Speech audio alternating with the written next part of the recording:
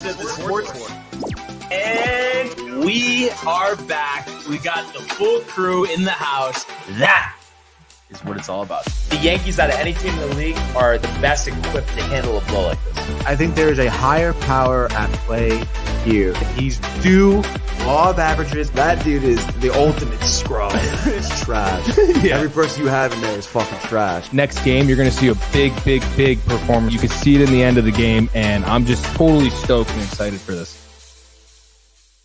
And we are back. Welcome to another edition of the Sports Port. Once again, it is the Barnes and Tony Show. Anthony, how are you, my friends? I'm doing very well. Let's go. It's Thursday, dude. Thursday night football. Rangers playing tonight. Approaching the weekend. Very excited here. Very, very good there, Tony. And very, very exciting stuff, though. In all seriousness, the hot stove continues on. Oh, yeah, dude. And I think, this might be the biggest game of the Rangers season right now, just because we've finally seen, after all this time, very good there. This sustainability, which I would have said fine if the very good there fight didn't come on. Very good there. And I just think it's like to show that you could beat a top team in the Eastern Conference, a team that's ahead of you in the standings. That just is really sending a message. So we're definitely going to go in depth about that. But like we always do, Tony, let's start in the world of Major League Baseball. 2-2, he got him swinging. A back-to-back strikeouts for Robbie Ray. There's damage right there. Shohei, way, Cy Young. Where did that land? Smoke to Chapman, who leaps up and grabs it. Story spins and fires. Out at first. There it goes. See ya. Home run, Aaron Judge. All right, Tony. So obviously, as we get deeper into free agency, on a per day basis, especially with, in regards to the big names. Oh, yeah. There's not as many each day, but obviously there are news bites pretty much every day. So the big story yesterday, Noah Syndergaard headed to the LA Dodgers on a 1-year deal, $13 million with potentially $1.5 million worth of incentives on the line, and pretty much asked to be their number 5 starter. They have a deep rotation as is. Did lose a couple guys, but of course, they did bring back Clayton Kershaw, have Tony Gonsolin, have Dustin May, and have Julio Urias. So there's definitely a lot of options out there. And it's a little bit of a different situation. You think about where he was last year. He goes to the Angels.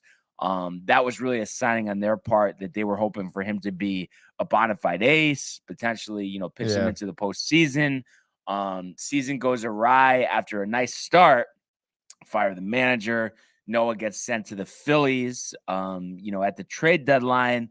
And overall, while, it was his most innings pitched in 3 years, was very underwhelming, in terms of velocity, in terms of strikeout numbers, and ERA. I think it was almost 4. He did do a good job of limiting damage in terms of home runs, but at the end of the day, really was a shell of himself. And obviously, coming off a big surgery like Tommy John, sometimes it's tough for people in that first year to make that adjustment. So there's some hope here on the Dodgers side of things that he can be somewhere in between the guy we saw last year and the dominant Noah Syndergaard that was regularly hitting 100 miles per hour on the gun. So what are your thoughts here on this deal with Syndergaard and the Dodgers? I mean, it seemed like a team like the Dodgers, they kind of, I guess, struggle with some injuries down the stretch of this season, especially in the rotation. And, I think maybe as, we've seen, a few teams already hoping to kind of catch Noah Syndergaard on maybe an uptick in which he would look like what he did, in 2016, 2015, around there. But I just don't know, man. I mean, looking over, obviously, is with, you mentioned the Angels and the Phillies last year. ERA, over the course of last year, just like a tick below 4 at 3.94. He only made 24 starts. An appearance out of the pen once. Like you mentioned, the most amount of innings he's pitched in a couple of years here. You know, I guess again, yeah. You also mentioned not giving up a lot of home runs, but I don't know, man. I mean, it's possible. I can see why teams are taking a chance on him. I mean, it seems like Noah is in the mindset where he's also trying to kind of reprove himself, taking these 1-year deals at teams, trying to just like find a way to keep playing in the major leagues here, which you got to respect that, I suppose. But I don't know, man. It's there's not much risk involved though. It's There a 1-year isn't, deal. exactly. And So I would say if you think about all the places that Noah Syndergaard could have landed, I think this has to be in the top 2 or 3. And of course, you could point to going somewhere like Pittsburgh where there's no eyeballs on him, no pressure. But I think there also has to be something to be said about pitching in a winning environment. I think that'll bring the best out of him. So really, other than the Dodgers, I mean, maybe you could say, oh, Tampa would have been a nice place. We've seen them, revitalize some careers, over there, or a place like Seattle, where they're just, with everything so heavy on the East Coast, Seattle, all the way up in that Northwest corner, there's just not as much attention and not as much pressure. But I do think going to the Dodgers and Clayton Kershaw, I mean, you can't argue that, Tony. I mean, that's a good mentor to have. Oh, yeah. He's obviously an all-time great. So, I know you're skeptical, and obviously there's reasons so. We haven't seen him be Thor, that we saw in the Mets in quite some time. But I'm going to tell you right now, I think he's going to have a very good year. And it might not be that version of Syndergaard that we saw in the Mets, but I think it will be a lot better than the version we saw last year. I think we will see a return to a couple higher ticks up on the velocity, and maybe not 98 to 100, but 96 to 98 instead of, topping out at 94, as well as more of a strikeout per inning guy. I know he's already working on that right now in the offseason as Buffer chimes in. He says Noah Syndergaard, $13 million. That's too high. I mean, maybe if it was 13 million, per year for like 4 years, you could say that, but 1-year deal. It's the Dodgers. I think they can print money. You think about all the revenue they generate. They have the largest stadium in the major leagues, and Dodger Stadium is a classic ballpark. If you're in the area vacationing, there on business, if you have a chance to catch a game, you're going to want to do it. So I think they generate a lot of revenue. You think like, when the time comes for the Dodgers to play the Mets and Syndergaard's possibly up to start against the Mets, you think he bows out again? Or I think it'll be different this time around. And I know, listen, I did always like Syndergaard. I will admit that it's funny for being a Met, but just his stuff I always thought was great, and I enjoyed playing with him in like the show. Pitching with him, I mean, it was unbelievable, the velocity, the movement on the pitches. But I just think he knows that looked bad, and there could have been some coincidental things there, but obviously it looks like he was ducking. I'll be the first to admit if I had to pick. But that being said, I think, being on the Dodgers, I think his confidence will be up. I think his confidence was shattered last year. I mean? You're a guy, you know how these pitchers are, a lot of them, not the smart ones, but just generally speaking, everyone's going to that radar gun and reading in the stadium. They really do care about that. So I'm sure it had to be deflating. 94. Why can't I strike out anybody? Why am I pitching 6 innings and striking out 1 batter? When he wants double digits. So I think his confidence, once that goes up, you'll see a different version of Noah Syndergaard. So that definitely is interesting. And the Dodgers, so their approach to free agency this year has been very interesting. And I just don't get it because, like I'm alluding to, I feel like they have more than enough money. But the way they are with contracts, we've just seen them, make these acquisitions, trade a lot of their prospects, and then they don't re-sign the guys, whether it's Trey Turner, whether it's Max Scherzer. Obviously, they have a lot invested in Mookie Betts, but also, they had Manny Machado years ago. Why is it that they're not able to, or they don't have interest in re-signing these guys? I guess, is it just a confidence in their farm system? It is a little odd, no? Yeah, I mean, I guess I really haven't noticed that much. I mean, I know guys seem to be coming in and out of that team, but it still seems like that they have a great team every year anyway. you know? Yeah, but like just trying to think about it off the top of your head. Obviously, Bellinger's gone, and Right. probably they're happy about that as much as he's struggled the I last know. couple of It's years. so crazy. But other than Mookie Betts, Max Muncy, I feel like is just okay. Yeah. Oh, and Corey Seager's another one. Oh, that's right. That's a lot of talent to walk out the door. Yeah. Justin Turner's a free agent. Obviously, he's showing some decline. He's Mhm. getting up there in age. But who's the other big bat in the lineup? I'm just trying to think. Will Smith, the catcher, is not that no. good. There's got to be somebody No, we're I don't missing. think so, dude. But how could they be that ravaged, Tony? I'm gonna look up their roster. Look up their roster, dude. And the thing is, Seager's over there in Texas, right? Texas, yep. Yeah. All right, so I'm just pulling this up now. And obviously they have good pitching and they led the majors in wins last year, but then didn't even make the championship series, which is obviously, a big disappointment. They dealt with injuries themselves, and Walker Buehler. Did Walker Buehler have Tommy John or elbow surgery? Yeah. Okay, so I feel like he's expected to miss most of it. Freddie Freeman, dude. Okay. So Freeman, of course, Freeman. Betts. Gavin Lux, I think, has been a major disappointment. Yeah. And then you look at the outfielders. Trace Thompson isn't any good. Chris Taylor is okay. They signed Jason Hayward to a minor league deal. They let Tyler Anderson and Andrew Heaney walk out the door. I don't know. It's an odd approach, and what would you chalk it up to, though, if you had to say? I mean, is it just concentrating their money like they have with these big contracts with Freeman and Betts and not spreading it out more? Is that what their goal is here, and they're looking to just replenish the system and have some young guys come up at cheap prices? Yeah, I guess so. Maybe they are, because I mean, what else would they be doing? Yeah, I don't know. And it's like, who's going to play third base next year? Maybe they'll bring back Justin Turner. Do you think they bring him back? I think he's 38. I want to say Turner? Going on 39. Justin Really? Turner. No, they don't bring him back. Yeah, Max Muncy plays third, first. but can he play third as well? Oh, because Freeman, duh. Yeah. I don't know about third. I'm actually curious about this. I know he's played second.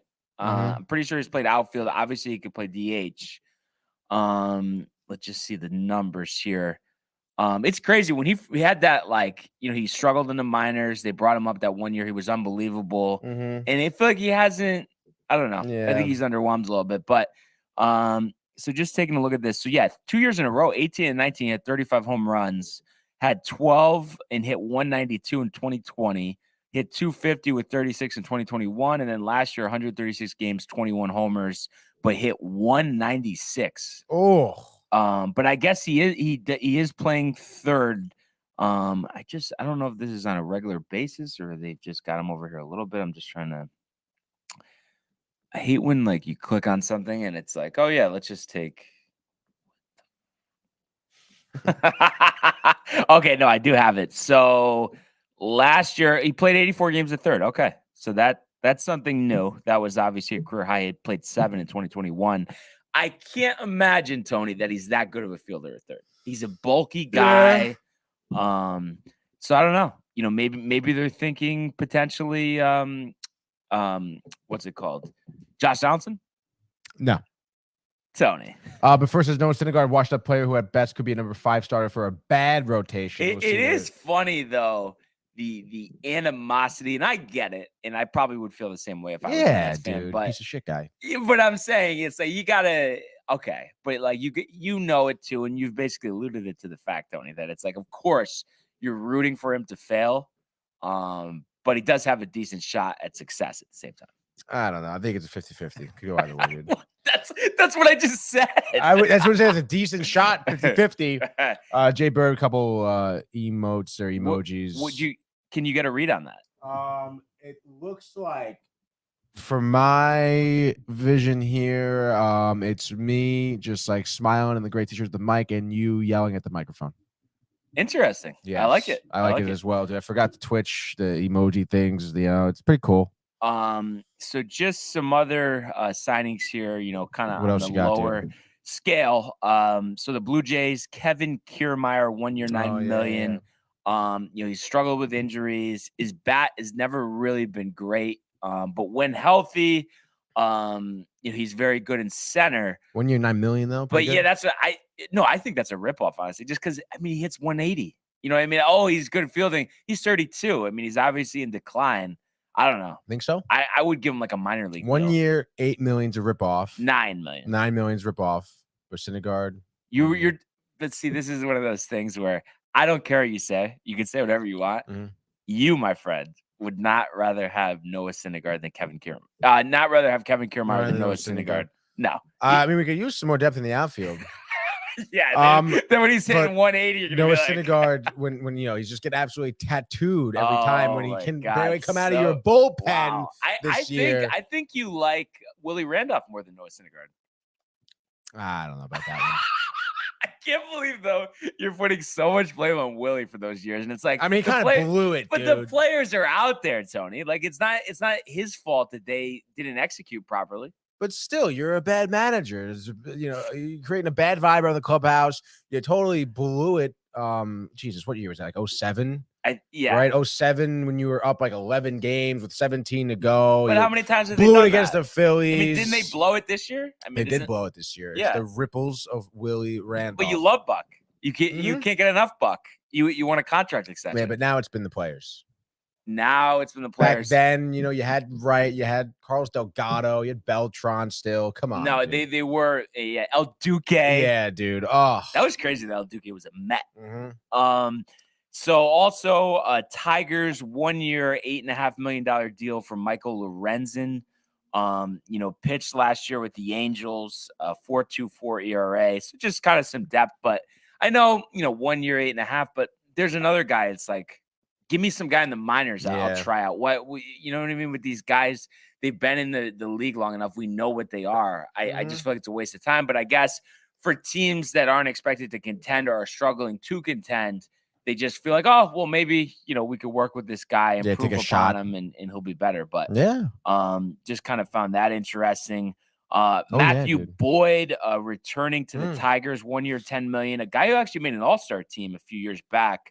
Only pitched 13 in the third innings with the Mariners. Take a little sabbatical as a reliever. So once again, they're hoping maybe Boyd coming home to Detroit. Yeah. But I can just tell by your tone. I mean, if the Mets sign him, you'd be pissed. 1 year, $10 million. Yeah, probably. 1 year, $10 million. Give me Carrasco, honestly.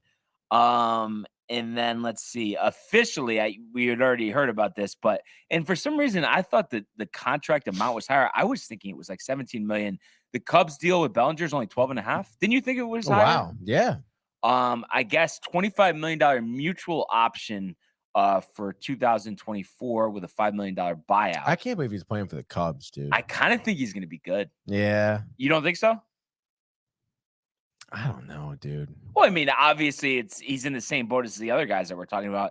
I just think he has his age on his side. Yeah, he does. But I mean, why wasn't he good the past couple of years? You think it's like Jameis Winston, like he needs the LASIK surgery? Because it doesn't always seem like he's squinting. You notice that? Fucking high. But no, remember? Yeah, no. Remember he showed the picture from Little League? Yeah. He's always really, but maybe he was ripping it back then. Who knows? Honestly, dude. What else we got here, Tony? Comment from Jay Bird says, "You guys are too handsome." He says.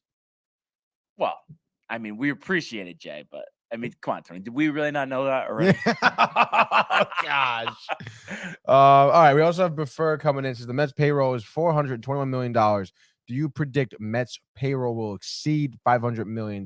No, I predict that they're going to trade Eduardo Escobar this year, Prefer. And listen, Cohen, open the wallet, pursuing Correa, all that. But you get to a point. It's the same thing with Liv. Right. You get to a point where you need a return, and especially, and I'm not predicting anything. I'm just saying if you have a similar end to the season this coming year that you did last year, there's no way he's just going to keep spending and spending.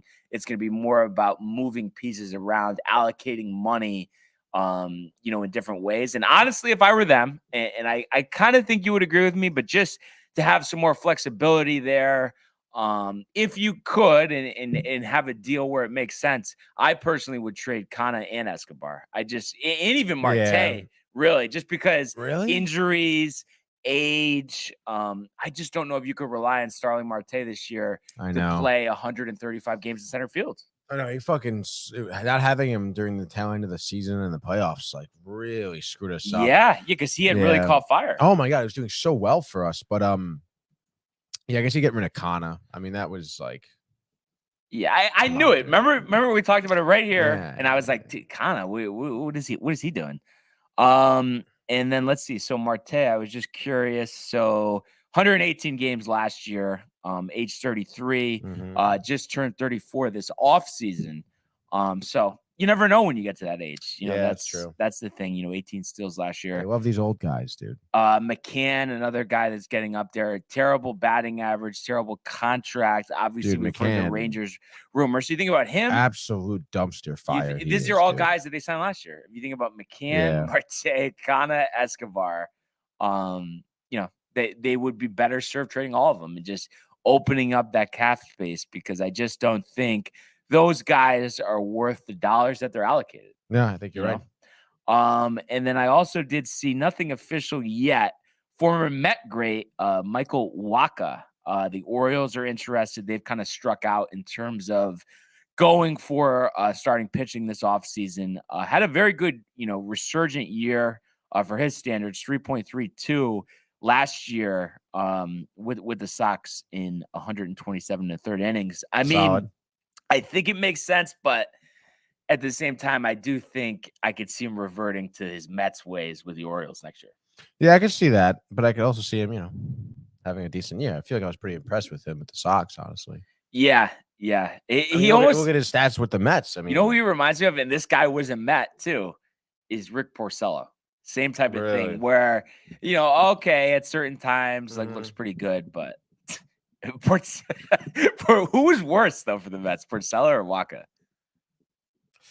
I don't know. It's kind of tough because again, both of them, it was like kind of like, wow, like they had some good outings and stuff. I want to say Porcello, honestly. Yeah.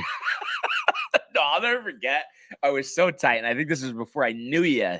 But Porcello, he was pitching with the Red Sox. He had signed a big contract. I think his ERA was like 6. Okay, Yankees go to Fenway Park, Sunday Night Baseball. I'm pretty sure he struck out 13. Really? Yeah, dominant. You would think he was in conversation for the Cy Young if you hadn't seen any tape or numbers on the season. Jesus.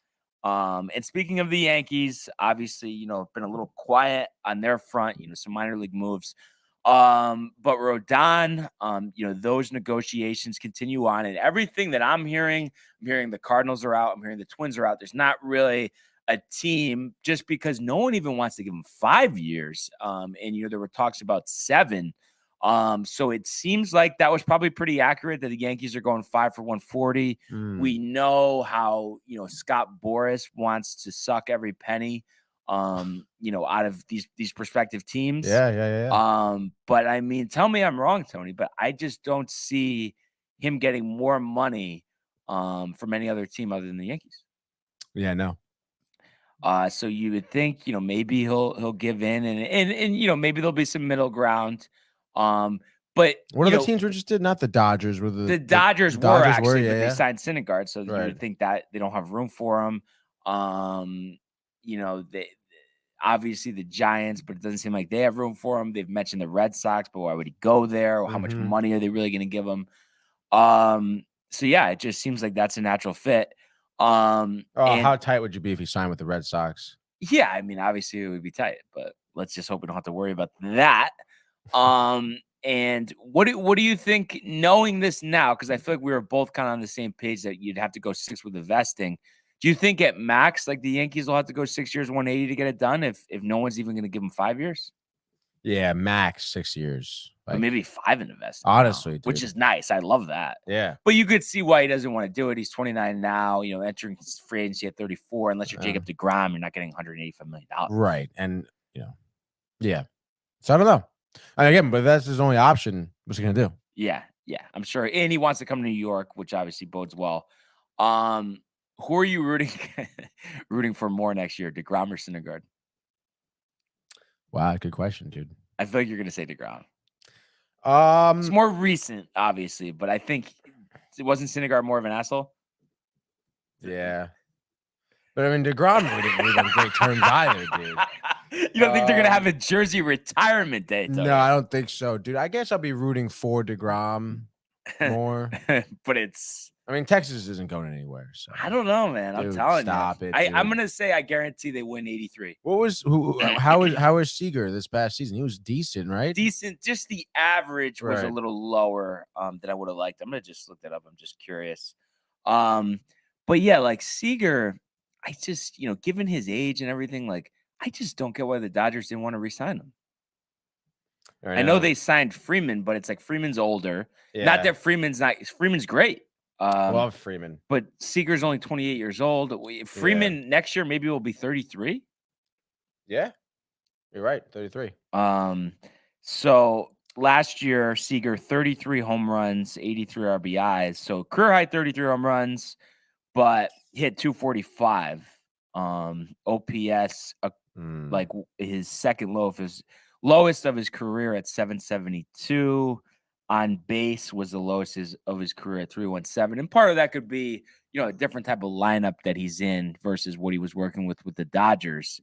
He was playing short predominantly. Yeah, short. And then Simeon was at second. I know. And I know I'm gonna look it up, but I know Simeon didn't quite have the same year that he had with Toronto the previous year. That is for sure. Just trying to see here. So Simeon last year hit 248 with 26 home runs, 83 RBIs. Okay.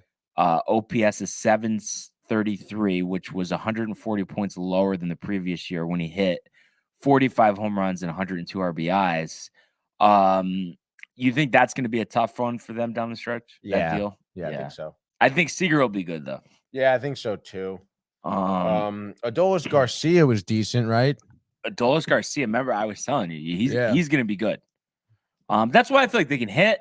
Yeah. If Heaney's Heaney, like the Heaney that everyone's the analytical nerds have been obsessed with, I think they got a shot. I really do. But yeah, Simeon, another Boris client. Right. They have Dave Dunning on the team, $175 million. Dave Dunning, is he any good? He was good like 3 years ago on the White Sox. Okay. Yeah. I mean, the past. You know who was really surprised me as a disappointment is Jose Leclerc. I was just gonna mention that. Right? I mean, he they give him that extension, then they have to remove him from the closer's role. And I just feel like his numbers have not been good the last couple of years. Jake Odorizzi's on the team too. I feel like he's done. Yeah, probably. Cole Reagan's. Yeah, I don't know, dude. I mean, I guess that Jacob DeGrom guy is going to be pretty good. And they have Mitch Garver. Yeah, they do have Mitch Garver, DH. But he wasn't even good last year. No, he wasn't. Joe Barlow, decent, good. Joe Barlow, he kind of burned me on my fantasy team. Really? And they tried him as the closer, injuries, poor performance, so he was kind of up and down. But I think as a setup guy, it's not bad. Yeah. So Leclerc missed all of 2021. Last year, 283. 7 saves. So, I mean, not terrible, but it's just, I don't know if they'll ever get 2019 Leclerc 100 strikeouts in 68 innings. But I am telling you, I mean, I think they're way better than Oakland. I mean, Oakland might win 45 games this year. Yeah, Oakland they don't have anybody. They got to go to Vegas. I mean, do you think that's going to get done this year? Like, in terms of someone buying the team? Yeah. I mean, because it's an embarrassment. It really is ridiculous. So yeah, we'll have to see what happens, but I'm just so ready for the next Yankee moves, and I'm just ready for some games, dude. Just talking about baseball the past few days. Yeah, man, it's awesome because otherwise, once really, I mean, probably by next week, I mean, there probably won't be anything to talk about for a couple months. Yeah, that's a good point, dude. Such a shame, though. I feel like we got such momentum, Tony. I know. Just got to keep it going. Dude. Yeah. So. We'll see what happens if we get any more, newsworthy items. But for now, let's go to the world of the National Football League. 6 for 101, 2 touchdowns. To Evans, touchdown, Tampa Bay. How about that throw? Sam Darnold blasted. Oh my goodness, did he take a hit? In trouble once, brings him down. Lost one from Odell Beckham Jr. Got it down. Touchdown. All right, Tony. So Thursday Night Football, Week 15, beginning tonight with the 49ers and the Seattle Seahawks. Just a couple of things before we get to the game I just wanted to go over.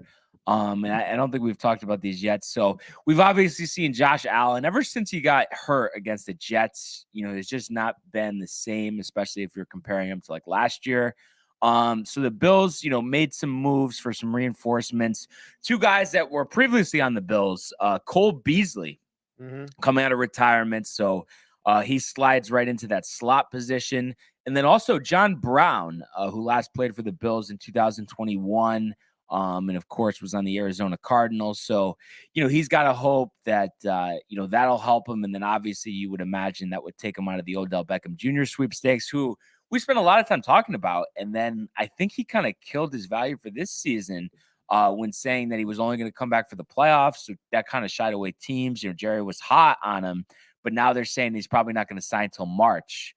Odell, which really surprises me. I thought he was itching to get back there. And I don't know obviously specific things, but to me anyway, it seems like from where we've come in society, unless you had like the worst ACL injury possible, that 10 months, 9 months, you should be able to come back at this point. It shouldn't take 16 months. No. Is that what he was alluding to? That his injury is the reason why? Yeah. Because otherwise he would have been signed.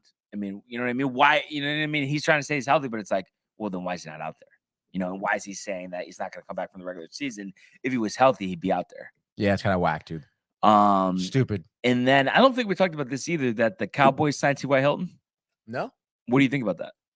Hasn't played this year. Obviously struggled with injuries. I was going to say, what was his injury? Do you know? He had a variety of things, hamstring, this and that. But he's been healthy this year.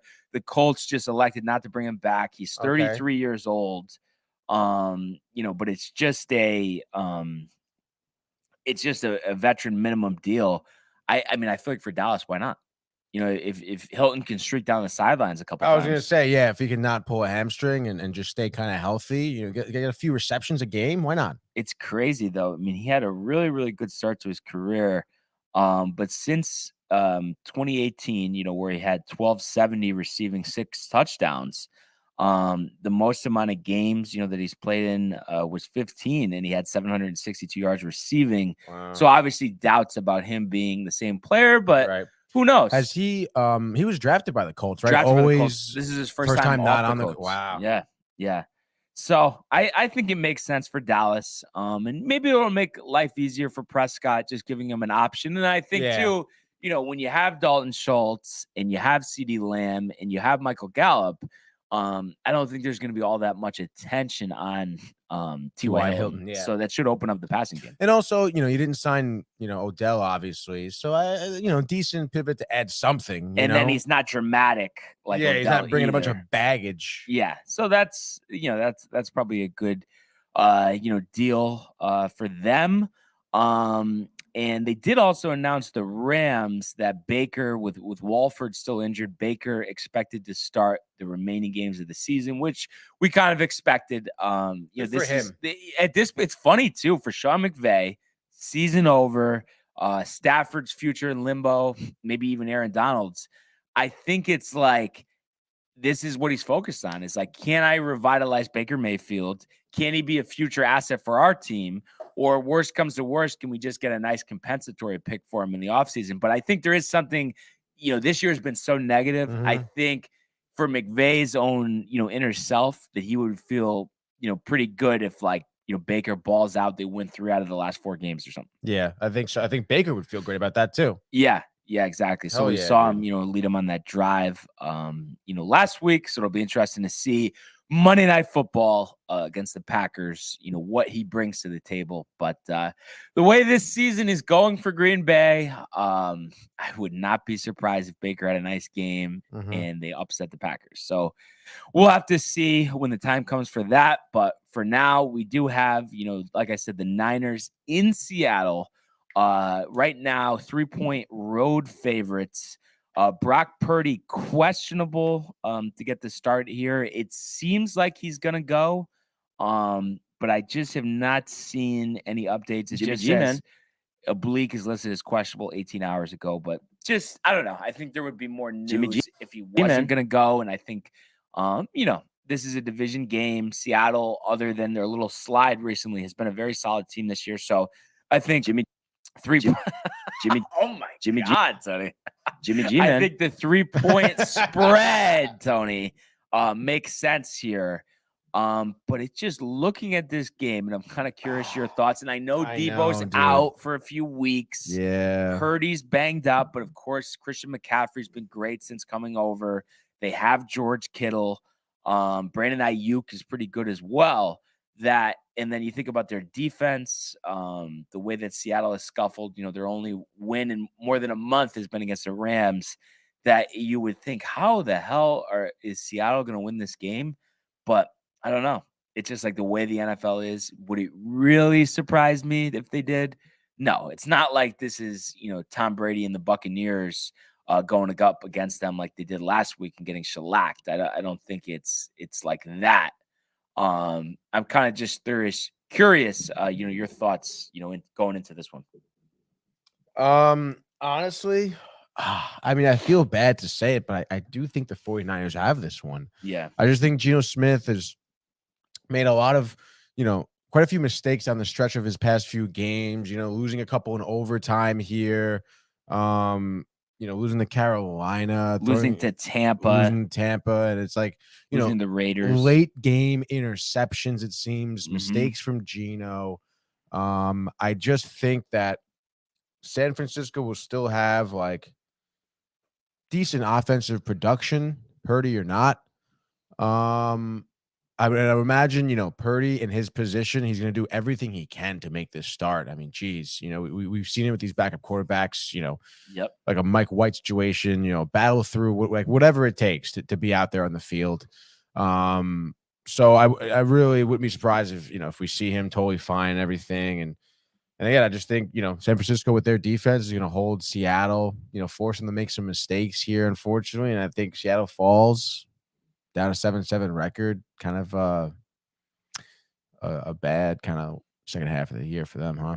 Yeah. And it's funny because obviously you think about expectation wise going into this season, 7-7, you'd feel like you would take it. As Jaybird says, 49ers are Super Bowl contenders. They're going to roll Seattle, dude. And it's hard not to think that. I did allude to that. So that great thought there by Jay. Any concern for you without Debo? No, dude. Honestly, no. Just McCaffrey, yeah, all day. No one's gonna stop him. And tell me I'm wrong here, but just from watching Red Zone the last couple of weeks and the standalones that we're on, I just feel like, and I know obviously they've had injuries at the quarterback position, but I just feel like they don't utilize George Kittle enough. I mean, he's really, really good, and sometimes he'll have 2 catches for 30 yards. I know. I know he has value as a blocker. Maybe they'll target him now. And Ayuk is very good. Yeah, that's the guy. Yeah, Ayuk is good. Jennings is good at receiver as well. Yeah, they'll be fine, dude. So Kyle Shanahan, the way that he maneuvers an offense, pieces coming in, pieces going out, he just does a really good job. Yeah, I like it. So, this is tough for me though. Zach Wilson, just because, like I said, expecting the unexpected. You want Seattle to win this, honestly. Just take Seattle. I really like the Niners though. I actually like the Niners better than Seattle. I'm just trying to think objectively. Hibachi. Boy, hibachi would be pretty good right now. Oh my God. a little early, but it would be nice. They open at 11, right? Yeah, let's go. What? Let's go. Yeah. All right, so I'm gonna mark you down. A little sushi to start off, dude. For the 49ers -3. You know what, gentleman Jack? I think this is gonna be a close game. Actually, I'll take Seattle +3. Kenneth Walker, insanity, who missed last week, has been great since taking over for Rashad Penny. He will be back for this one, so I think will be back. And I think too, anytime you have DK Metcalf, Tyler Lockett, Noah Fant, I mean, you're going to have an opportunity here. So I'm going to say this is going to be a push on the spread, but I'm going to say the Niners will win this one 20-17. Like the finish on this puppy, conceivable or no? Yeah, I would say so. 2017. Before looks like he's headed to Sakara. I'm jumping in my car and headed to Hibachi, he says right now. Yeah, all right, Before I'll see you over there in It's not South Greenwich. Westport. Westport. There's one in Greenwich, but remember I was telling you the line of rice, Right. for the fried rice. So that would quickly be on your boycott list. I would walk out the door right there, dude. What's your thoughts on the Dink total? and dunk. What's your thoughts on the total of 43? 43. I think that's that's actually a good number, I think. Because I feel like San Francisco, we've seen them have like what would they beat New Orleans like 13-0 or something like that, right? 13-0, yep. But we've seen Seattle, score a lot in their games, even in the losses. I feel it was always over 20 points, right? Yeah, and it's you think about it, like the Niners' great defense, Right? They put Niners up great 35 defense, though. against the Bucks last week, so that would have went under by 1. The previous week would have went over. Previous week before that under, and then the week before that over. Week before that under. Right. So great number here, Pick. Yeah. I would say give me the over. Why not though? It's gonna be. I just think it's gonna be the over. It's gonna be so close though. Yeah, and it's gonna be like there's gonna be like a pick 6 or something. I think that's what it's gonna be. Yeah. So, I'm actually gonna say under just because that was my score. 20. Can we put that down for bets? Yeah. Actually, let's add it. A bonus selection. Bonus selection. We're gonna ride until it hurts us too much. Come on, Sonny. You don't like that one? I mean, it's just it's a troll. That's a Dave Rothenberg troll right there. Jay Bird says points. Little bit of an oddball. All right, so we have added that to the pick selection, but I think obviously there's some other options to watch tonight, with the Rangers on, but I think this will be a good game, and Alan Kirk have been struggling through it this year just in terms of bad matches, but I think they'll get a good one tonight and a good game. One last question, and I forget if you said this or not, but do you think it's going to end up being close or no? Did I even give a score? No, you just said over. I'm thinking, maybe like, 24-21. I swear to God, in my head, I thought you were going to say that because you're thinking just over, close dude. game, field goal at the end, 27-24, maybe. Who knows? See, now you got to change it. Yeah. 24-22. Could be 2-point conversion. So I think this will be a fun one. 8:15 on Prime Video. But let's go now to the world of the National Hockey League. Here's Matthews. Scores! Hat-trick goal! My goodness, this is a great shot. Big hit on the far side by McCarr. He flattens Jordan's skull. Oh, my goodness. Next to come right back. Terrified and robbed by Shesterkin. That's brilliant from Igor Shesterkin. It's a breakaway to win it in overtime. McDavid scores the winner in overtime. All right, Tony. So, big night tonight, light night last night in the National Hockey League. Yeah. And a tough one, dude. Yeah, definitely a tough one. We both go 1-1 here. You hit with the Senators over the Canadiens, 3-2. That one wasn't really close. The Canadiens add 2 in the third, but we're down 3-0 going into that. Chachuk with the goal and an assist. The national game on TNT, the first actually of the doubleheader, the Wild 4-1 over the Red Wings. So Gustafsson didn't have to do much, 16 saves, but they win 4-1. Dumba Unbelievable. with a goal. Dumba with a goal from Minnesota. And then in a surprise for me, and they were up early in the first period. Then they ended up tying it at 2. Each goal in the second to make it 3-3. Scoreless third period, but the Canucks over the Flames in a shootout, 4-3. Kuznetsov. Is that how you say it? The Canucks with the shootout goal. Andre. Kuzmenko. Who's Kuznetsov or something? Isn't it? Is that the guy on the Carolina? It's got to be, right? I think you may be thinking of Kuznetsov. Yes. Who is that? No, he's on the Caps. The Caps. Okay. Yeah. Okay. But yeah, just another tough night here for Calgary. And Kadri, where are you, dude? Yeah, Kadri, where are you? Huberdeau missed in the shootout. Dylan Dubb missed, and Mekhi Backlund. Kind of interesting that they didn't put Kadri out there for the shootout. I know. Markstrom, 24 out of 27. That's only 889. What's the path forward here for Calgary? I don't know, dude. I mean, you're looking at, some of the box score here. Kadri, 6 shots on goal here. He had 2 block shots. He was +1 on the ice. He had an assist. Decent. I mean, he's got to score though. I mean, that's a big problem. Huberdeau, just only 1 shot on goal here. Nothing really to show for it. -2 on the ice. I mean, come on, dude. Yeah, you need more production out of both of those guys. Those guys should be your 2 main guys here. You shouldn't have to have, Dubé with 2 assists, Backlund with the goal, Lewis, Magnapane with the goal. I mean, your 2 main guys here have to step up, Huberdeau and Kadri, and they're on different lines too. They're both centers. They should be, finding the puck in the middle of the ice and just kind of ripping a quick wrister here. Especially, against a team like the Canucks, against a goalie like Spencer Martin. I mean, come on, dude. It is amazing. Both have obviously shown decline, but I think Huberdeau even more than Kadri. Yeah.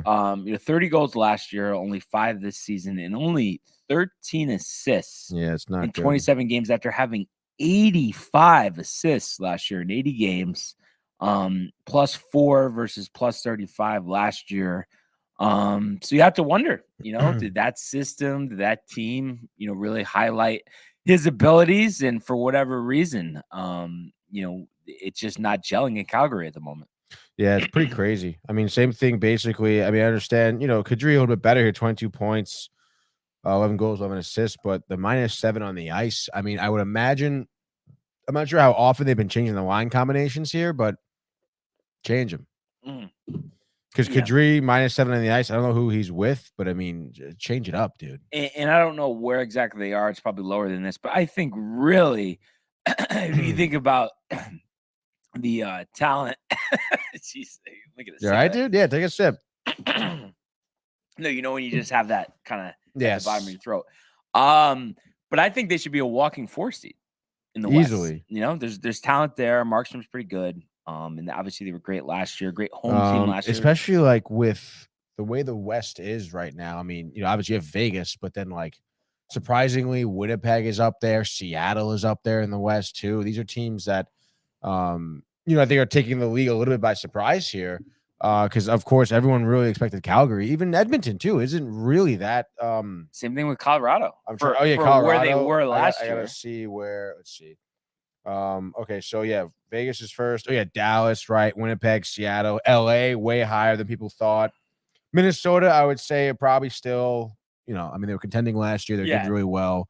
Still a good spot, but then Colorado over there, behind Edmonton for the 8th, 7th seed, right? 1, 2, 3, 4, 5, 6, 7, 8. They're 8 right now. Calgary's at 9, actually tied with Colorado in points. And Vancouver, not too far behind them with 29 points. Extremely surprising, honestly. It's crazy. It really is. And I was just curious, what what it would be. It made me, how sometimes one thing makes you think of the other thing, which makes you think of the other thing. So I was thinking the Wild, because I remember last year the Wild were in the Winter Classic. Was it with the Flyers or who the heck was it? The Blues. I think it was the Blues. The Blues, yeah. So I remember watching that. So I was curious, what's the Winter Classic this year? So they're actually going to go January 2nd, Monday, because I guess New Year's Day is on a Sunday, so they don't want to compete with the NFL. And it's going to be at Fenway Park. Oh, hell yeah. Between the Bruins and the Penguins. So that should be a good one. Dude, let's go. Yeah. Love that. Yeah, no, that'll be pretty cool. You want to go? Yeah. No. Well, the only thing is that it will be so cool, but it will be so cold at the same time. Well, yeah, obviously. I know. I knew a couple of years ago the Rangers did it. The legend of Michael Theophil buzzing off that overtime victory last night for the Knicks. Caught a little bit of it. I didn't catch any of it. But continue, Tony. A couple years ago, Rangers, City Field.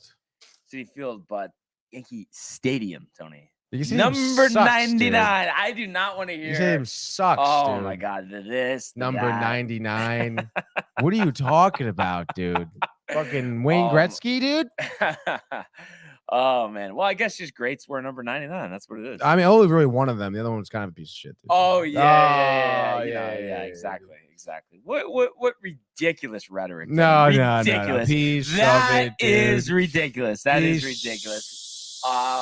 But we could go on forever about this because I'm not giving in, that's for sure. But a lot of games out there tonight. We'll start with the Rangers, of course, and if you would, you could select them as well. But let's talk Rangers versus Maple Leafs, 7:00 from the Garden. All right. Toronto, so let's do favorites, it, dude. minus 125. Minus 125. Honestly, for a team, again, the Rangers, talk about, teams are in 8th place here. The Rangers are in 8th place in the East. I believe Toronto's somewhere around 3rd. Oh, I'm surprised because they were 7th the other day. They slid down, huh? Islanders. Oh, okay. Yeah, victory of the Devils. Also, got to be careful here because the Caps, who have gotten hot, I think are a point behind them in 9th place. So nobody's safe, Michael.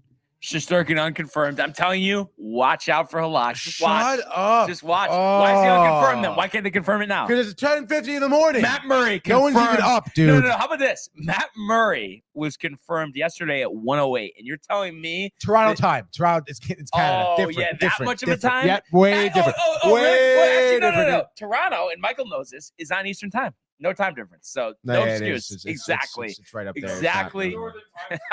It is. Yeah. Still Canada, different though. Canada's different. Oh my God. Matthew Gabriel, Los Chachos Hombres. Renezi joins us. The hat. She's riled. She wants to talk hockey. Anyway, dude. Yeah, why is that? Come on. Gallant, what has he got? His hands in his pockets? I don't know, dude. Who the fuck knows? It could be reporters even. It's 10:50 in the morning. Reporters don't get, come on, dude. You have to admit, though, listen, obviously, I don't want it. It doesn't make any sense. But Halak has not played in a while. Yeah. So, Halak is going to run. He's not playing against the Maple Leafs, dude. I really can't wait to see, though, to send you the screenshot of Halak confirmed what you're going to say. Why are you wishing poorly upon the Rangers? No. I want the Rangers to win, of course. I want Shesterkin to start, but it would be kind of funny to see your reaction just because you're saying that something similar hasn't happened, and the thing is it has. They've gone multiple days off and started Halak. Yeah, I understand that. Once they did that. Anyway, you do it once. Matthew Gabriel also says small slate last night. Very minute, Matthew. But we got a big game tonight, so that's what we're focused on. No? Yeah, Tony? Yeah, no, obviously, dude. So, here's the deal tonight. Again, as I was alluding to, a team like Toronto, who's 5 spots above the Rangers, only minus 125. I think says a lot to how the Rangers have been playing. They've been playing an entirely different game of hockey, and. I think a big part of it starts with, Shesterkin, in kind of his ability to kind of, really make himself look big in goal here and control rebounds and just keep the Rangers alive all game long. We've been seeing that on their previous road trips, even starting at home against the Blues here. Shesterkin making big saves, shootouts, overtimes. And I think he's going to come up big again against the Maple Leafs, a team that has a lot of offensive production who, for I would say most of their games probably have close to 40 shots on goal here. I think this is going to be one of the bigger tests that the Rangers have had, honestly, this entire season, just because, yes, I know they beat Colorado. Colorado had McKinnon out. They've been struggling this year. Yes, they beat the Devils. Devils very good, but the really only thing they have going for them is speed. That they're just an incredibly quick team and with a great goaltender. The Maple Leafs come at you with physicality, with speed, and with puck handling. It's not just about speed for them. They dangle the puck, in and out of defensemen just so carefree, effortlessly. It's actually really impressive. I think Toronto most recently, I don't know about most recently, but I think they beat Seattle recently. No, their last game was Maybe it was the against Ducks. The Ducks, 7-0. Yeah, that's what I was thinking of. Just making absolute minced meat of their defenders. Mitch Marner really has had a nice year. Oh my God, dude, he's so good. Because when you think about Toronto, you don't think of him. No, you really don't. Because You think of Matthews.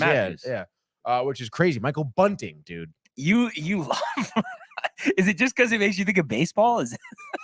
Well, he's a good player, and yeah, I mean Bunting. It's just fun to go Michael Bunting. Bunting, dude. So yeah, it's gonna be definitely a tough spot for the Rangers here. But again, I mean, I think Shesterkin with the way he's playing, I think the Maple Leafs by like second, third period, they're gonna be berating Shesterkin with shots all night. I think, but they're just gonna be so defeated with how many times Shesterkin just comes up big. And I think the Rangers, if they stick to their offensive game plan, they limit turnovers, they play some disciplined hockey, not giving the Maple Leafs too many opportunities in the power play, and their offense, body in front of the net, throwing pucks from the blue line into the net, I don't think Matt Murray, he's going to have much of a chance.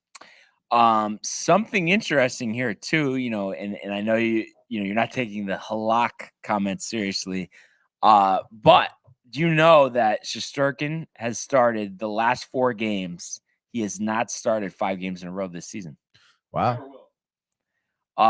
But the one thing that bodes well for you, Tony, and for me, obviously, for everybody, dude, Brian's just praying for the Rangers not to do well. Honestly, that's what he's doing this season. I want to win a Stanley Cup. No. He wants them to do bad, so then they have to trade for McDavid. And then McDavid's on the team or something. I would like McDavid, but I do not want them to have a bad season. Let's not get it twisted, Tony. I don't think. No, I think you're getting to make some changes. I just wanted to make some changes. I thought he was full of shit.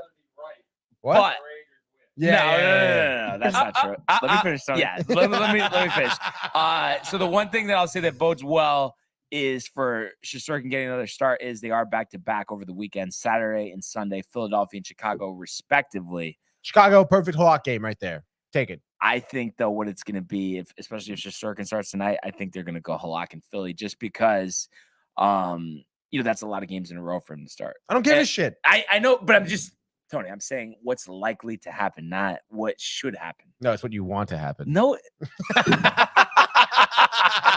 No, it's not, man. I want them to run this winning streak to 10. Yeah. Let's go. Let's do it, beat dude. the Maple Leafs. And I do think when I look at this game, I really think the defense is the key to this game because I think, all right, they should be able to score 2 or 3 goals, but they can't let up 6. Yeah, I think there's so many guys to defend.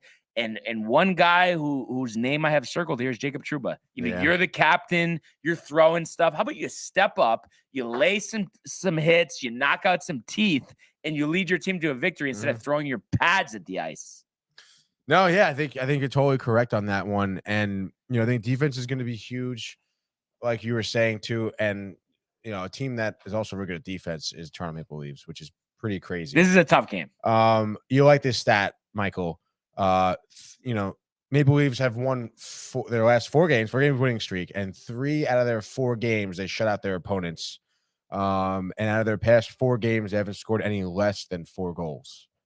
So pretty crazy stats here.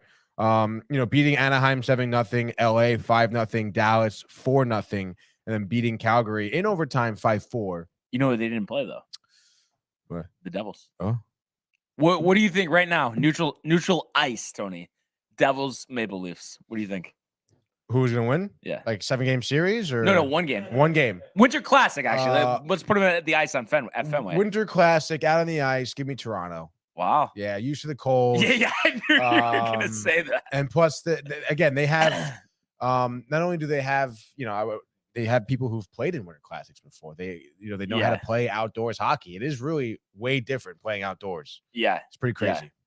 Yeah. Dude, they had 1 game. I think it was in Minnesota, maybe in the fucking mountains, and the sun was out. Yes. And there was, yeah. You don't see anything, bro. You're watching your basketball. Yeah.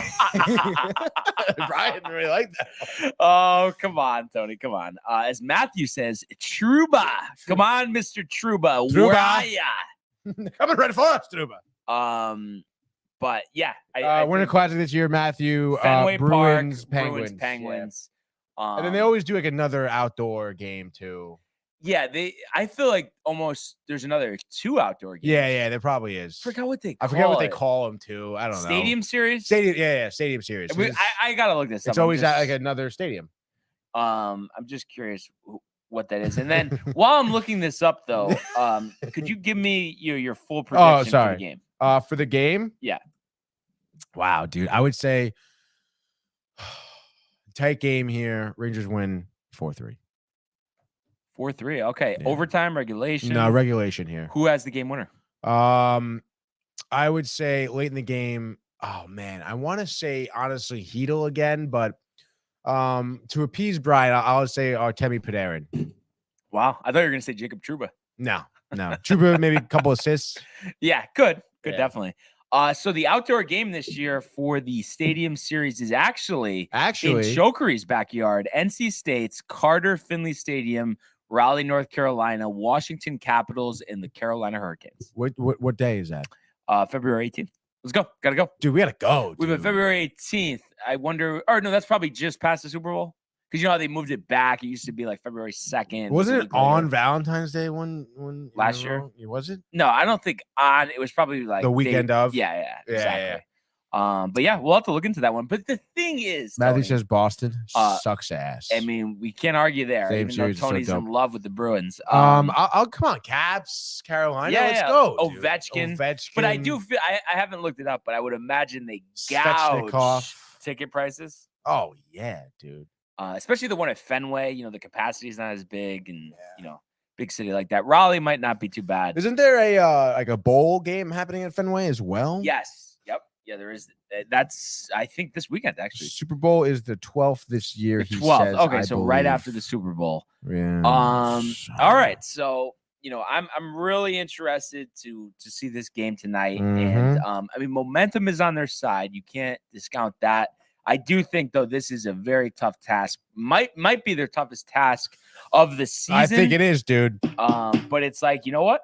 If you're the team that you went into this year, you know, supposing to be, then go do it. Go win. Do it. There's no excuse, though. You have talent on this team. Yeah, they're talented, but you have talent as well. Yeah. And, Tony, I would argue, I would say top tier Toronto has this beat with talent, but I think overall gross sum, we have more talent on the team. Yeah, I would say so too. But that top tier is good. That is for sure. I hope every time I get an ESPN note.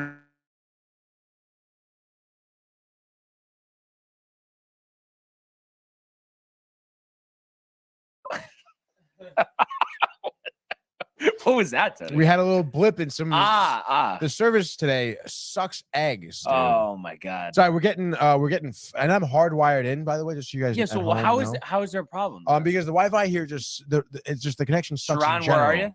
Apparently there's fiber being fiber. Yeah, they're putting the fiber optics are being installed. The social media guy is working on it. I mean, no offense to the people. I think it's still Optimum anyway, but I mean, where's the fiber? Yeah.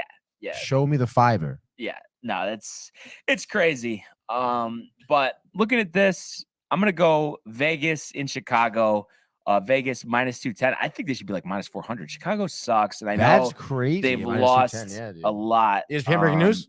No, it's like it's so ridiculous. Yeah, breaking news, and it's telling me some governor in Massachusetts is the president of a university. Why do I care about that? You're not doing your job. I mean, that's ridiculous, Tony. That is bugaboo. That is absolutely ridiculous. But anyway, Golden Knights. I'm gonna say 3-0 over the Blackhawks, and just another shutout for Logan Thompson. Yeah, on the road. Minus 210 trap game. No, but probably no. Oh man, dude. I mean, there's tough picks tonight, dude. Oh, I mean, Tampa Bay's on the roll here against Columbus. On the roll? They're on a roll. It sounded like you were trying to say they're on the road. That's why I said that. Well, they're at home on a roll. I can't believe you're not just starting with the Bruins. Because you're dying for the Bruins. No, I'm not dying. I swear to God, I really think like Bruins, Rangers, Eastern Conference Finals. There's gonna be a part of you. Let's say the Rangers. You're gonna be a little disappointed for the Bruins. No, this isn't you, okay? with the Oilers. All right. What do you mean? not- You're telling me if it 'cause was you- Rangers you- Oilers Stanley Cup Finals that I would be tight that the Oilers You'd should be win? like, oh wow, McDavid, dude. Yeah. No, that would be okay. Well, McDavid well. has shown what he can join. That would be perfect. Let's do it. Ovechkin trademarked the phrase GR. The Great Chase. The Great Chase. Yes, I did see that. I like it. Yeah, Ovechkin's sick. Maybe. Any chance he would leave Washington, or you think he's cemented? You want him in the Rangers too? I mean, I want someone big. Why not? I think he's cemented to Washington. There's no way. No. There's no way, dude. When does he break Gretzky's record? You think, fellas? How far away is he? Just about to pass Gordie He's Howe, right? at 800, I think, right Yep, now. yep. Gordie Howe's 801. Gretzky's like 897 or Oh, 893, wow. I Okay, think. So okay. it's gonna be probably 2 years. And I'm actually curious to think what Matthew Washington out of lifer. all the stars, McDavid, Draisaitl, Matthews, and obviously the older ones, Crosby, Ovechkin, just to name a couple. I'm just curious, Matthew, if you would, out of anybody you could have in the NHL, who would be your number one target for the New York Rangers? Kind of curious what he's going to say. But while he's answering that question, Yeah. Tony, All right. Tampa Bay here against Columbus. Bruins. Tampa Bay, this is the second time they're facing each other. Tampa Bay rolled them over kind of the last game, 5-2. And to be honest, I understand this was, earlier, this was actually 2 months ago, basically to the day. I really don't think the Blue Jackets have really improved at all, if any, since the last time they met. Just got shut out by Florida. We saw the loss to Buffalo 9-4, giving up 9 goals here. A lot of issues within Columbus as a whole here. Tampa Bay, as I mentioned, on the roll, winning 4 of the last 5 games on a 3-game winning streak. They beat Toronto in overtime. That was a big game for them. They just beat Seattle most recently. My pick. They beat them 6-2. My pick. Again, teams have just been really good. That's who I think I saw highlights of and people were dangling. I think it was Brendan Point, actually. Isn't it Braden? Braden Point, yeah, not Brendan Point. Well, Braden look at Point. me though, getting the pronunciations there you go, right dude. for a change. Braden Point has been on point this season so far, as of most recently too. I was expecting him to have a goal tonight. Give Tampa Bay. If they beat Seattle 6-2, fucking Columbus, get kind of ugly. I'll go pretty crazy here. I wonder if the over-under is actually set at over-under 6.5. Dude, I think Tampa Bay is going to have 7 goals to Columbus's 1. Wow, Tony, that's aggressive. 7-1. That really is aggressive. I have to say, usually you're not that aggressive. I know you're not that aggressive, but Tampa Bay, What do you think about Matthew saying Connor McDavid or Kucherov? Nikita Kucherov really surprised me, but he's intense. Winning organization there in Tampa. I mean, he's a point leader amongst the NHL right now, or one of the point leaders. He has 42 points, 11 goals, 31 assists here. I think he's second on Tampa Bay with goals behind Stamkos. So he's been, he's really good, and he's a big body too. Like he's not a small boy. I mean, you look at his stats here. He's 6'1", beefy 182 here. Pretty yoked, shredded. He also says, I don't know who's realistic for them to get, but those two are obviously nasty. Who can they realistically get right now? I have no who's clue. like a stud? I have no clue. And the thing is, realistically, probably not anybody right now. However, I think we just have to wait for the demise of whatever organization has these guys, right? Like the Oilers, like what we saw with Jack Eichel. It annoys me that we weren't in on Eichel. That would have been a home run. He would have been the next captain. We wouldn't have to be talking about Jacob Trouba, Tony. Yeah, I guess so. I'm going to surprise you, and I don't know if I've even picked them this season. Bruins, yeah. Bruins at home. Kings, Omar man, net. Tony can tell you how Pasternak's going to win MVP. Tony's favorite team. Boy. You're right, Brian? Mucus build up today. I don't know why. Man. But Allmark is going to win the Conn Smythe. But anyway, the Kings, I've doubted them for years. So I think the Bruins at home here still haven't lost in regulation, 15-0-1.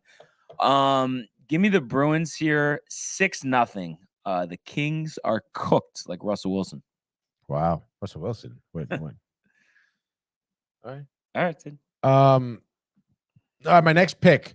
Dare I go with a heavy? It's not really that heavy. It's kind of a heavy dog here.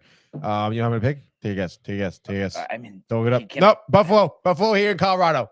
The Avalanche Boy, that's are aggressive. at -190 right now, but you know, I've been going with Buffalo a couple times here in the past few days. You know, surprisingly, I think it was against the Kraken? I think so. It might have been it was against San Jose, and I think I'm again against Columbus actually too. They won both those games. They just beat LA 6-0, believe it or not. You know, after 2 tough back-to-back losses against Pittsburgh, a bounce back win against LA. I understand it seems like just looking, you know, recently, I guess they really haven't beaten those, you know, upper echelon teams. You know, they did lose to the Avalanche 6-4 at the beginning of this month. And I'm just trying to look. I think McKinnon was still hurt. No, McKinnon was in, actually. Wow, look at this. During that game against Buffalo, McKinnon had 2 goals and 3 assists. Wow. So obviously, you know, he had a great game that game. And you know what, dude? I'm thinking right now, without him, they probably would have won that game. I mean, you can argue that 2 goals, 3 assists. You know, Luukkonen was in net for Buffalo. He had 28 saves that game. Just looking it up right now, daily face-off.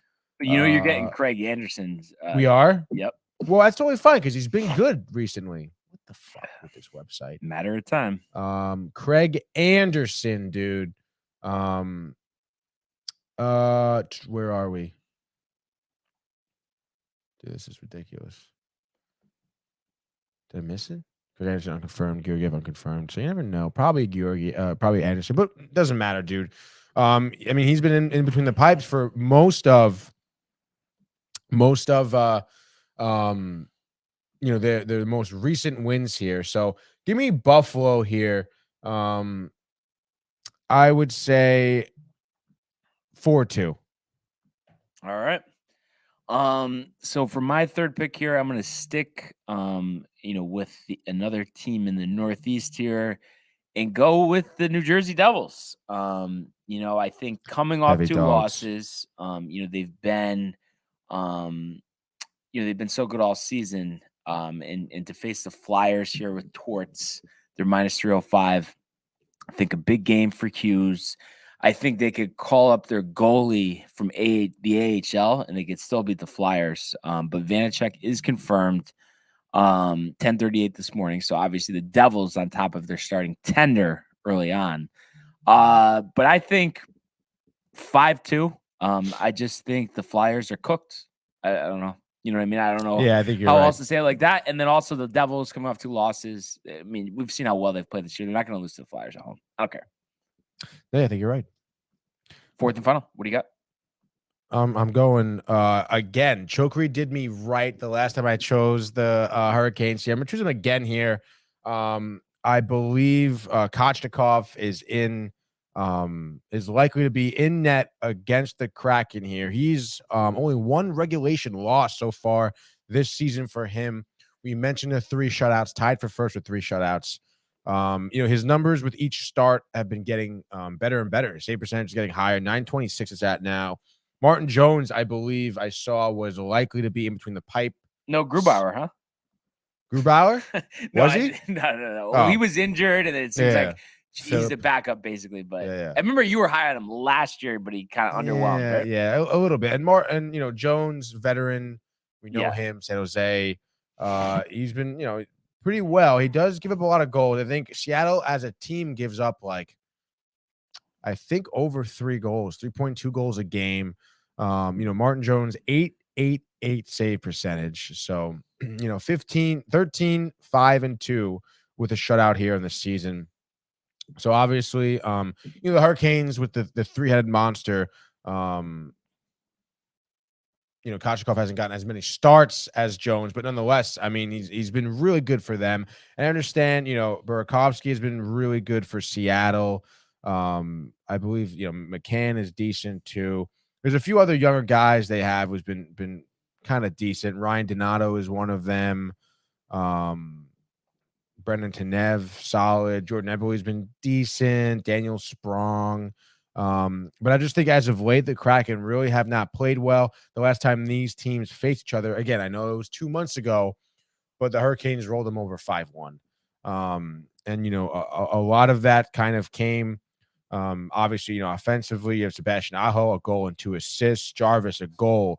Martinook, a goal. Svechnikov, 2 goals and an assist. So, I mean, kind of spreading it around. A lot of defensemen got in there. Brady Shea had an assist. Jacob Slavin an assist. Brent Burns an assist. To have him on the team, I think is also huge. A great defenseman for Carolina. That was with Anderson in between the pipes, who made 22 saves. So I would think Carolina, again here, big game for them. I think, it's very possible that we can see another shutout. I'll say 4-0 Carolina. Wow. Yeah. Yeah, Carolina on fire. You know what else is on fire? The Pittsburgh Penguins. They're in Florida, over there in Sunrise. And I just think Bobrovsky, I don't know how he hasn't lost his starting job. Spencer Knight, the Connecticut native, thoroughly outplaying him. And we've just seen the Penguins. They're getting contributions up and down the lineup.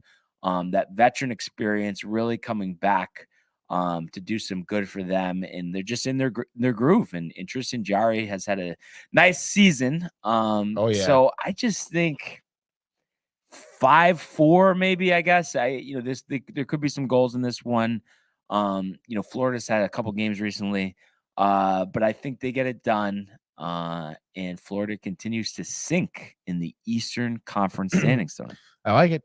So big game tonight for the Rangers. Let's go. Hell yeah, Trouba, baby. show why you're the captain. And let's get it done. And let's keep Jaroslav Halak in street clothes for this one. One other thing that just came across, it's not news, it's just like a rumor. I guess the Reds are interested in bringing back, it's been a few years now, Johnny Cueto, who had like a 3 ERA. The Giants? No, with the White Sox. Oh, the White Sox is right. That's right. Yeah. So that's kind of interesting. They're saying because of that success, I think it was only like 137 innings, give or take. How old is he? 30. He's going to be 37. 37. They're saying he could get a multi-year deal. I don't see that. And I don't know. It's just interesting. Like, the Reds, the reunion, but maybe he wants to pitch for a contender. Once again, he does seem like that guy that like Tampa would pick up and he would be, pretty good. Does Boston make an offer for him as well? They're looking for pitching. So, especially once this Rodon deal gets done, once Nathan Eovaldi finds a home, Cueto is really almost next on the list after those guys. But I would be skeptical. I'm just kind of curious your thoughts. I mean, would you feel confident at all that he could give you a solid year? 1 year? Yeah. Multi-year, though. Better year than Carrasco this year? What was his number last year? 3.35. Yeah. Borderline, maybe. Yeah. But I don't know. The gimmick, I don't know. What do you mean the gimmick? The little shimmy, just because a shimmy is going to decide how much success he has. But it is gimmicky. He reminds me of Kenley Jansen, honestly. Yeah, but you know who did the shimmy was Michael Pineda back when he was 50 pounds lighter with the Yankees. Yeah. The hat. Oh. Literally Pineda every time on the mound, like pitching like this. No lie. This is literally how his cap is. No? Okay, that's fine. Yeah. Did you ever do that on the baseball field? Me? No, never. Straight, just yeah, straight up. Come on, dude. Yeah. Keep it professional. So, other than that, Tony, anything else you got for me? Yeah, I have a question for you. Yeah. I'm surprised you didn't mention this, but I think I know why maybe you didn't mention this, but I heard this yesterday. I also talked about it, Dave and Rick talked about it this morning. Zach Wilson named number 2 quarterback here for the Jets. He's suiting up. No more Flacco. He's gonna be, playing behind White, who, I know seems fine after last week, but you never know. Zach Wilson may get some reps here, in this weekend's game. What do you think about that? Well, I mean, first of all, if Mike White can get through this game healthy, Zach Wilson's not going to get any reps unless it's a complete blowout, or White, has 4 picks, which I wouldn't expect against the Lions. And we saw Flacco, he seemed disinterested, unprepared last week when he was put in the game. So I think that being said, that's the best, decision for this team right now. But I am confident that White, will play out the rest of the season, barring an injury. And God forbid there is an injury where he has to be removed from the game. As much as I don't like Zach Wilson, after what I saw to Joe Flacco last week, probably makes sense that he would be the number 2 quarterback. I mean, he fumbled and he just doesn't have good demeanor.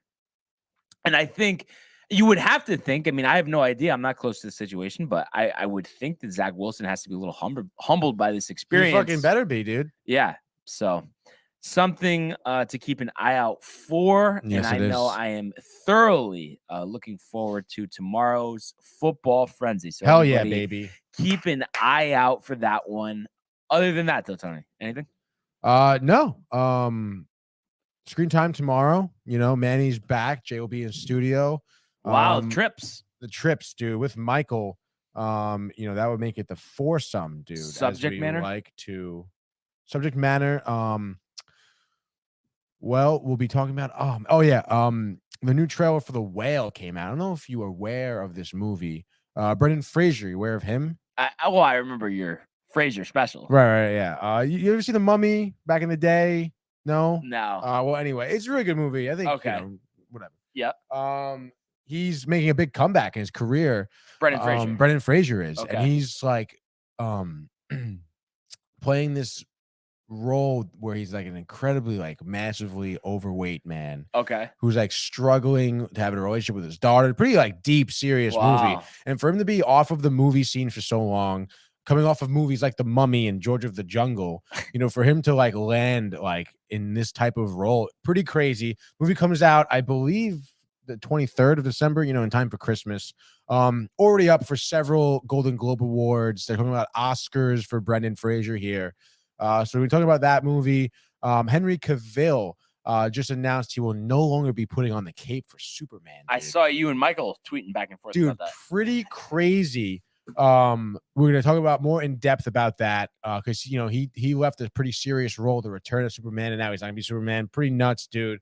So it's going to be a lot. And as Jay Bird typically does, he has a little potpourri of some news from him as well. So it's going to be a good time here. Yeah. No, and nothing better than having the 4 years in studio. Yeah, bud. That is must-see TV. Oh, yeah. And just something else I've seen from here. I guess, like I had reiterating what I had already said. This is on Twitter. Only the Yankees have gone to 5. Seems like Rodon/Boris, they're overvaluing him, and Cashman is not going to bid against himself. Yeah. I know I ask you this every day, but when does this get done? Rodon? Yeah. Tomorrow, dude.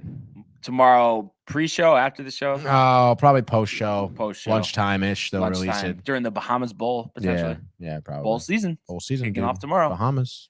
So, must-see TV, Tony. But yeah. Once again, what a day, what a life. We really appreciate everybody tuning in and continuing to comment, like, and subscribe, as well as checking out the archives on the YouTube page. Tony, Michael, Renee in costume, and a very good video dropped yesterday. Something to do with Mario, Luigi, and a Christmas tree. So everyone, you really want to prism. That'll be coming soon, but definitely check out that video as well as the merch, downtimetv.com. I want everybody to enjoy the day, enjoy the games. Let's go Rangers. Go Rangers. And we will see you mañana. Sayonara. Hey guys, Tony here from Downtime TV checking in. I want to thank all our fans out there who's been liking, subscribing, sharing our content. You guys are the best. You guys are our bloodline. You make us love what we do. Thanks again.